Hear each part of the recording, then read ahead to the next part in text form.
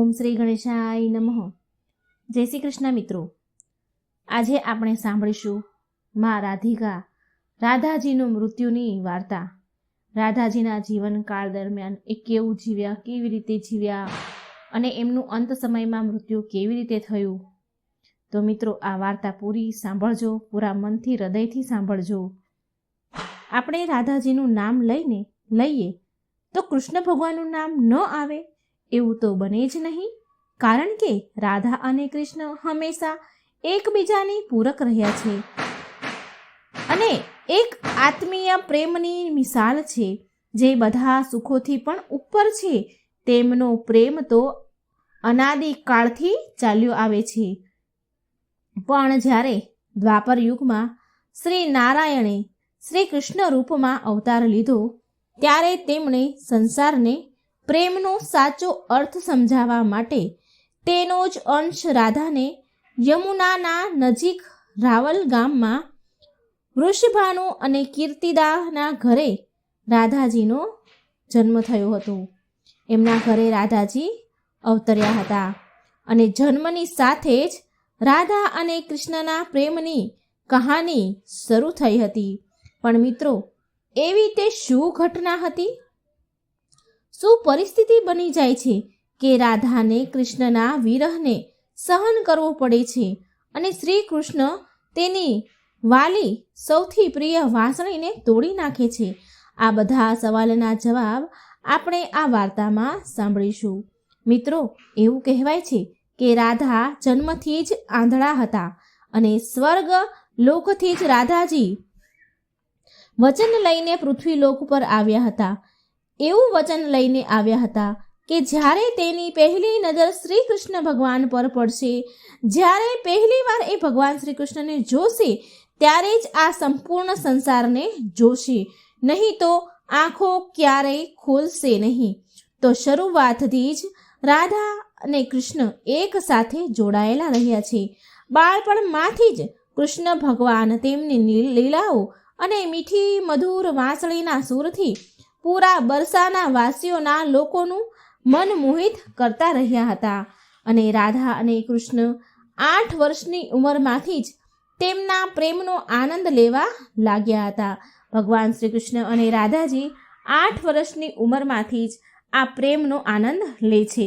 શ્રી કૃષ્ણને તેના જીવનમાં રાધા અને વાંસળી આ બે સૌથી વધારે પ્રિય હતા અને જે આપસમાં એકબીજા સાથે ઊંડાણથી જોડાયેલા હતા. જ્યારે પણ શ્રી કૃષ્ણ વાંસળી વગાડતા ત્યારે રાધાજી દોડીને ભગવાન પાસે આવી જતા હતા અને રાધાજી અને કૃષ્ણ ભગવાન બંને કલાકો સુધી વાંસળીની ધૂનમાં ખોવાઈ જતા હતા. વાંસળીની ધૂન તેના પ્રેમને વધારે ને વધારે, વાંસળીના ધૂનથી તેમનો પ્રેમ વધારે ને વધારે વધતો જ ગયો. યમુનાના કિનારે બેસીને કલાકો સુધી સમય વિતાવતા હતા રાધે કૃષ્ણ.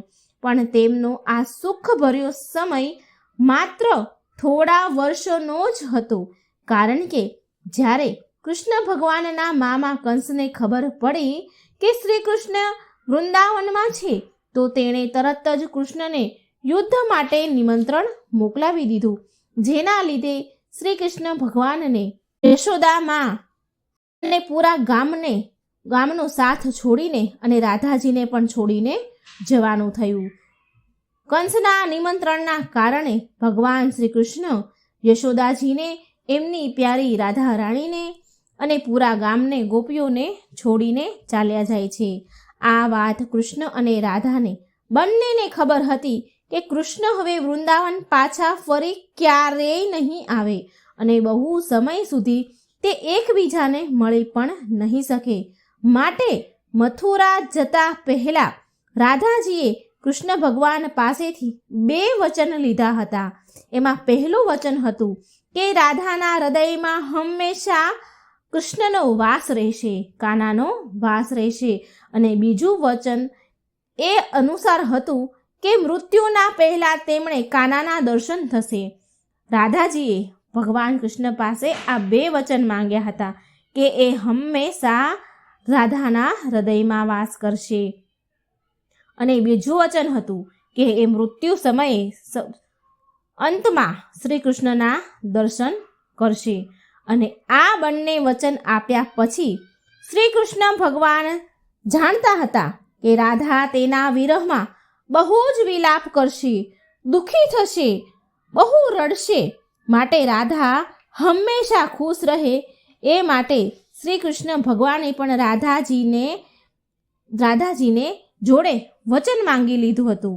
ભગવાન જાણતા હતા કે એની વિરહમાં રાધા બહુ રડશે, માટે શ્રી કૃષ્ણ ભગવાને પણ રાધાજી પાસે વચન માંગી લીધું કે રાધા તેની યાદમાં એક પણ આંસુ નહીં પાડે. આ વચન પ્રભુએ માંગ્યું. આ વચન લઈને શ્રી કૃષ્ણ ભગવાન વૃંદાવન છોડીને મથુરા જવા નીકળી ગયા અને રાધાજી વૃંદાવનમાં જ રહી જાય છે. ત્યાર પછી રાધાજીનું વર્ણન બહુ જ ઓછું જોવા મળે છે. અને પછી કૃષ્ણ ભગવાનને શ્રી કૃષ્ણ ભગવાન મથુરા જઈને મામા કંસનો વધ કરે છે અને તેમના માતા પિતા દેવકીમાં અને વાસુદેવને મુક્ત કરે છે. અને પછી શ્રી કૃષ્ણ ભગવાને પ્રજાની રક્ષા માટે મથુરાથી આગળ વધીને દ્વારકા નગરીની સ્થાપના કરી અને ત્યારથી તેમને દ્વારકાધીશ પણ કહેવાયા. શ્રી કૃષ્ણ ભગવાન દ્વારકામાં રૂક્ષ્મણી અને સત્યભામા સાથે લગ્ન કરે છે અને સાથે સાથે કૃષ્ણ ભગવાનને 16,108 રાણી પણ હતી, જેમાંથી રૂક્ષ્મણી તેમના સૌથી પ્રિય પત્ની હતા. રૂક્ષ્મણીએ માત્ર શ્રી કૃષ્ણ ભગવાનની છબી જોઈને જ તેમને તેના મનમાં વસાવી લીધા હતા. શ્રી કૃષ્ણ ભગવાન સાથે લગ્ન કરવા માટે તેના ભાઈ રૂકમીના વિરુદ્ધ થઈ ગયા રૂક્ષ્મણીજી, અને રૂક્ષ્મણીજીએ પ્રેમપત્રના માધ્યમથી ભગવાન શ્રી કૃષ્ણને બોલાવીને તેમની સાથે લગ્ન કરી લીધા, ભાગી ગયા. અને પછી રૂકમણીએ દ્વારકામાં સુખપૂર્વક તેમની સાથે જીવન વિતાવવા લાગ્યા અને કૃષ્ણ ભગવાન પણ તેના દેવ કાર્યોમાં વ્યસ્ત થઈ ગયા. મિત્રો, આજકાલ તો આપણા ભૌતિક લગ્નને જ સાચા પ્રેમનું માધ્યમ માનીએ છીએ, પરંતુ રાધા કૃષ્ણ તો એક એવી મિસાલ છે જેમણે તો ક્યારેય લગ્ન કર્યા જ નથી. છતાં પણ તેમણે તેના સાચા હૃદય અને મનથી એકબીજાને પ્રેમ કર્યો છે અને એ જ સાચા પ્રેમથી હંમેશા એકબીજા સાથે બંધાયેલા રહ્યા. મિત્રો, રાધા કૃષ્ણના પ્રેમની આમ તો બહુ બધી કથાઓ પ્રચલિત છે, પણ તેમાંથી એક પ્રચલિત કહાની હું તમને આજે કહું છું. ઘણીવાર શ્રી કૃષ્ણ ભગવાન સૂતા રાધે શ્રી રાધે બોલતા હતા, જે શ્રી કૃષ્ણની રાણીઓને આ સારું લાગતું ન હતું. રાધાજીનું નામ લે એટલે એ લોકોને દુઃખ થતું હતું કે ગમતું ન હતું. તો એકવાર રૂક્ષ્મણીજીએ શ્રી કૃષ્ણ ભગવાનને પૂછ્યું કે હે પ્રભુ, પ્રેમ તો અમે બધા જ તમને કરીએ છીએ, અમે બધી જ રાણીઓ અમારા જીવથી વધારે તમને પ્રેમ કરીએ છીએ, તો એવું તો રાધાજીમાં શું છે કે તમે સૂતા જાગતા ઉઠતા બેસતા તમે રાધે રાધે રાધે કર્યા કરો છો, રાધાજીને યાદ કરો છો? તો કૃષ્ણ ભગવાન બોલ્યા, રૂક્ષ્મણી, તમે એકવાર રાધાને મળીને આવો એટલે તમને જાતે જ ખબર પડી જશે, અને એના માટે કંઈક લઈને પણ જજો, ખાલી હાથે ન જતા. અને પછી રૂક્ષ્મણીજી રાધાજીને મળવા માટે જાય છે અને તેના માટે બહુ જ ગરમ દૂધ લઈ જાય છે અને રાધાજીના મહેલના દ્વાર પર પહોંચી જાય છે. ત્યાં દ્વાર પર એક સુંદર તેજસ્વી સ્ત્રી ઊભી છે. તો તેને પૂછ્યું, રૂક્ષ્મણીજી કહે છે કે શું તમે રાધા છો? તો તે સ્ત્રી જે દ્વાર પર હતી તે રૂક્ષ્મણીને કહે છે કે ના, હું રાધા નથી, હું તેની સેવિકા છું. રાધાજી તો 7 દરવાજાની અંદર તમને મળશે. અને રૂક્ષ્મણીજી પછી 1 2 એમ કરીને એક પછી એક કરીને 7 દરવાજા પાર કરીને રાધાજી પાસે જાય છે. મિત્રો, જ્યારે તે રાધા રાણીના કક્ષમાં પહોંચે છે તો તેને ખબર પડે છે કે રાધાજી કેટલીય રાતોથી શ્રી કૃષ્ણના નામનો જાપ કરીને જાગતા હતા અને હમણાં જ થોડી જ વાર પહેલા તેમને નિંદર આવી છે, તે સૂતા છે.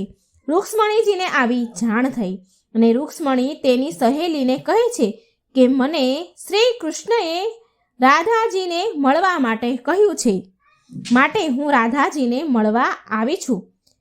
એટલામાં તો આવા શબ્દ રાધાજીના કાને પડ્યા. રાધાજીને સંભળાયું અને રાધાજી તો એકદમ ઉઠી ગયા અને કહે છે કે કૃષ્ણએ આજે મને કોઈને મળવા માટે મોકલ્યા છે. રૂક્ષ્મણીજીએ આશ્ચર્યચકિત થઈને જોયું. રૂક્ષ્મણીજી આશ્ચર્યચકિત થઈ ગયા કે અરે, ખાલી શ્રી કૃષ્ણનું નામ સાંભળીને રાધા જાગી ગયા. જો કે તે કેટલીય રાતોથી સૂતા પણ નથી, તો પણ આટલું જ સાંભળીને એ ઊભા થઈ ગયા. રૂક્ષ્મણીજી તો એને આશ્ચર્યનો તો કોઈ પાર ન રહ્યો અને શ્રી કૃષ્ણ વિશે તે પૂછવા લાગ્યા. રાધાજી ખૂબ વ્યાકુળ થયા, ખૂબ ખુશ થયા. એમની ખુશીની કોઈ પાર ન રહ્યો અને રૂક્ષ્મણીજીને પૂછવા લાગ્યા. આટલું જ નહીં, જ્યારે તેમને ખબર પડી કે શ્રી કૃષ્ણએ તેમના માટે પ્રસાદ મોકલ્યો છે, તો રાધાજી કંઈ વિચાર્યા વિના રૂક્ષ્મણીજીના હાથમાંથી ગરમ ગરમ દૂધનું જે પાત્ર હતું એ લઈ લીધું. કંઈ પૂછ્યું નહીં, એમનામ જ ડાયરેક્ટ રૂક્ષ્મણીજીના હાથમાંથી એ પાત્ર લીધું અને એ પી ગયા. ગરમ ગરમ દૂધ એક શ્વાસે પી ગયા. આવું જોઈને તો રૂક્ષ્મણી હેરાન થઈ જાય છે. પછી તેઓ રાધાજી સાથે તે વાત કરે છે અને પાછા દ્વારકા રૂક્ષ્મણીજી આવી ગયા. આ બધું થયા પછી રાતનો સમય થયો એટલે રૂક્ષ્મણીજી શ્રી કૃષ્ણ ભગવાનના પગ દબાવવા માટે જાય છે અને તે જુએ છે કે ભગવાનના પગમાં તો તળિયે ફોલ્લા પડ્યા છે, છાલા પડ્યા છે, દાજ્યા છે, મોટા મોટા ફરફોલા પડી ગયા છે. આ જોઈને રૂક્ષ્મણીજી હેરાન થઈ ગયા કે અરે, આ શું? અને તે ભગવાનને પૂછે છે, પ્રભુ, તમે ક્યાં ચાલીને ગયા હતા કે તમારા પગમાં આટલા બધા છાલા પડ્યા છે, ફોડલા થઈ ગયા છે? તો શ્રી કૃષ્ણ ભગવાન બોલ્યા કે તમે ભૂલથી રાધાજીને ગરમ દૂધ પીવડાવ્યું હતું, જે રાધા એક સાથે એક જ ઘૂંટમાં પી ગયા, જેનાથી તેના હૃદયમાં તે દાજ્યા અને ફોલ્લા પડ્યા. તેમના હૃદયમાં ફોલ્લા પડ્યા અને તેના હૃદયમાં હંમેશા મારા ચરણ કમળ બિરાજમાન રહે છે. રાધાજીના હૃદયમાં મારા ચરણ કમળ છે, જેનાથી મારા પગમાં પણ છાલા પડ્યા છે, મારા પગ દાજ્યા છે. અને ત્યારે રૂક્ષ્મણીજીને રાધા અને કૃષ્ણના પ્રેમની પરાકાષ્ઠાની ખબર પડી કે પ્રેમ શરીરથી નહીં પણ આત્માથી થાય છે, જે હંમેશા રાધાજીના હૃદયમાં શ્રી કૃષ્ણ ભગવાનના ચરણ કમળ બિરાજમાન છે. અને એક કથામાં એવું પણ આવે છે કે બ્રહ્માજીએ પૃથ્વીલોક પર આવીને રાધા અને કૃષ્ણના લગ્ન કરાવ્યા હતા, પણ આના વિશે વધારે જાણકારી નથી મળી. રાધાજી પણ વૃંદાવનમાં કૃષ્ણની ભક્તિ સાથે તેનું જીવન વિતાવે છે અને કહેવાય છે કે યાદવ પુત્ર અભિમન્યુ સાથે તેના લગ્ન પણ થાય છે. પણ અભિમન્યુને મહર્ષિ દધીજીએ શ્રાપ આપ્યો હતો કે જો તે રાધાને અડશે, એને સ્પર્શ કરશે તો તે બળીને ભસ્મ થઈ જશે. અને રાધાજીને લગ્ન કર્યા બાદ સ્વતંત્રતાપૂર્વક કૃષ્ણ સાથે પ્રેમમાં જોડાયેલા રહે છે. રાધાજી લગ્ન પછી પણ ભગવાન શ્રી કૃષ્ણના સાથે જોડાઈને રહે છે. એમને સ્વતંત્રતા મળી છે. બહુ વર્ષો પછી રાધાજી તેનું વિવાહિત જીવન બહુ જ સારી રીતે નિભાવે છે અને પછી તે બધી જ જવાબદારીમાંથી જ્યારે મુક્ત થઈ જાય છે તો પછી તે શ્રી કૃષ્ણ ભગવાનની પાસે દ્વારકામાં આવી જાય છે. દ્વારકામાં પહોંચે છે. પછી રાધા અને કૃષ્ણ આપસમાં મૌન રહીને અભિવ્યક્તિથી કલાકો સુધી એકબીજા સાથે વાર્તો કર્યા રહ્યા. બિલકુલ મૌન રહીને રાધાજીને શ્રી કૃષ્ણ સિવાય દ્વારકામાં કોઈ ઓળખી જ ન શક્યું. પછી રાધાજી શ્રી કૃષ્ણના મહેલમાં રહેવા લાગ્યા અને શ્રી કૃષ્ણ ભગવાને પણ રાધાજીને તેના મહેલમાં દેવિકાના રૂપમાં નિયુક્ત કર્યા.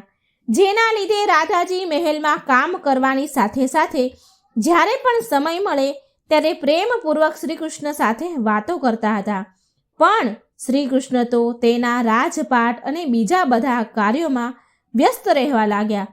તેમની પાસે વધારે સમય ન હતો રાધાજી સાથે સમય વિતાવવાનો. જેવું તે વૃંદાવનમાં એક સાથે સમય વિતાવતા હતા એવો સમય હવે શ્રી કૃષ્ણ ભગવાનને દ્વારિકામાં મળતો ન હતો. અને રાધાજી તો તેના જૂના પહેલાના કૃષ્ણને જ યાદ કરતા રહે, જે પહેલા વધારે સમય એકબીજા સાથે રહેતા હતા.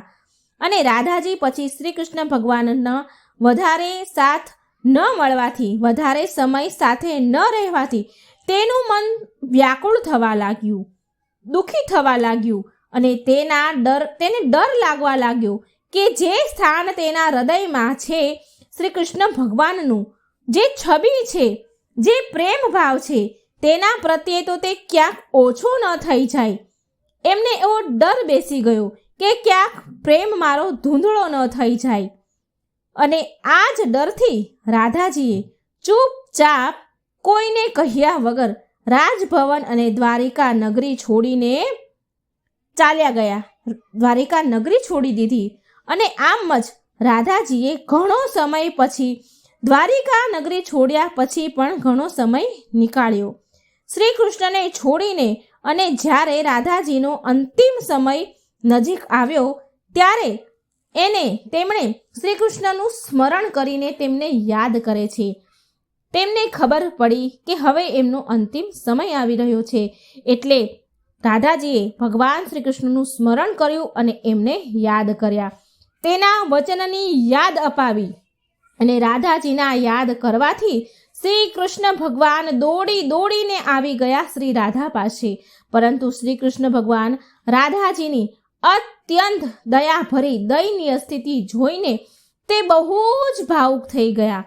અને પછી તેમણે રાધાજીને અંતિમ સમયમાં તેમનાથી કંઈક માંગવાનું કહ્યું. અને રાધાજીએ તેમની સામે માત્ર એક જ ઈચ્છા પ્રગટ કરી હતી કે તે જીવનના અંતિમ ક્ષણોમાં શ્રી કૃષ્ણનું તે રૂપ જોવા માંગે છે જે રૂપ તે વૃંદાવનમાં જોતા હતા.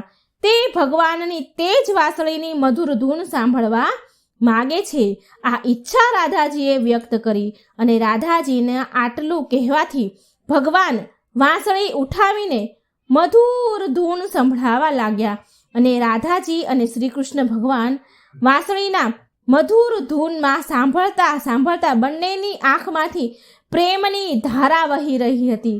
બંનેની આંખોમાંથી ખૂબ આંસુ વહી રહ્યા હતા. અને વાંસળીની તે મધુર ધૂન સાંભળતા જ રાધાજીએ કૃષ્ણજીની સામે જ તેના પ્રાણ ત્યાગી દીધા. તેની નજરની સામે જ રાધાજીનું મૃત્યુ થઈ ગયું. અને પછી રાધાજીના મૃત્યુનું દુઃખ કૃષ્ણ ભગવાનથી સહન ન થયું. અને એટલા બધા વિચલિત અને દુઃખી થયા કે તેમણે તેની તે વાંસળીને ત્યાંની ત્યાં જ તોડીને ફેંકી દીધી. અને આમ રાધાજીના મૃત્યુ પછી શ્રી કૃષ્ણ ભગવાને હંમેશા માટે વાંસળીનો ત્યાગ કરી દીધો હતો, વાંસળીને છોડી દીધી હતી. વાંસળી અને રાધાજીનો એક અદ્ભુત સંબંધ હતો કાના સાથે. અને માટે જ રાધાજીના મૃત્યુ પછી વાંસળી તો શું, કોઈ પણ વાદ્ય યંત્ર ને હાથમાં પણ શ્રી કૃષ્ણ ભગવાને નથી લીધું.